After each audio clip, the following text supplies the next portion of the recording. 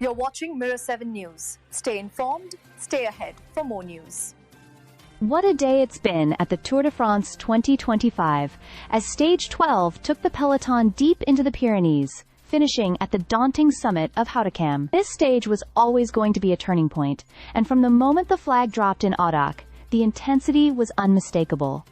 Right from the start, the pace was red hot. Riders like Ben O'Connor, Julian Alaphilippe, and Alexei Lutsenko tried to force early breaks. And let's not forget Victor Kampnertz, who gave it a go only to be reeled in swiftly.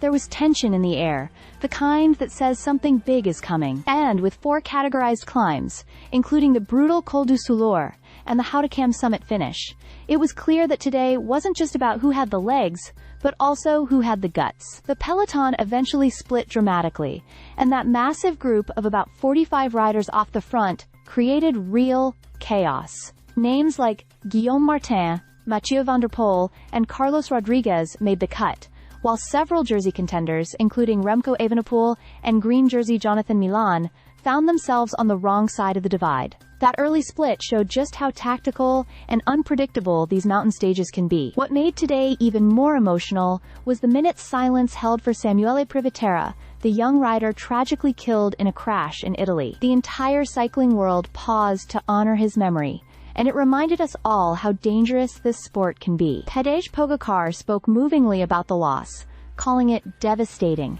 and a sobering reminder of the risks riders face every day. And speaking of Pogacar, yes, he's bruised and bandaged after yesterday's crash, but he's still charging. "My legs are more important than my arms," he said with the kind of quiet determination we've come to expect from him. Riding with torn skin on his arm and pain in his hip and shoulder, he's still holding on, backed by his incredibly strong UAE team. Meanwhile, Jonas Vingegaard sounded every bit the mountain predator we know him to be. "There's no hiding today," he said before the stage, knowing full well that this 13.5 kilometers final climb up the Hautacam was going to be an all-out war. He looked calm but focused, exactly what you'd expect from a man who conquered this same climb in 2022.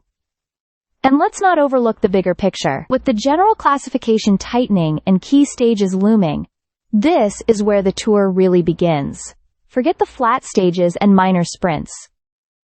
Stage 12 was a statement. The mountains have arrived, and with them, the Tour de France's real drama. Whether it's a strategic masterstroke from a breakaway, or a head-to-head battle between Pogacar and Vingegaard, today set the tone for the rest of the race.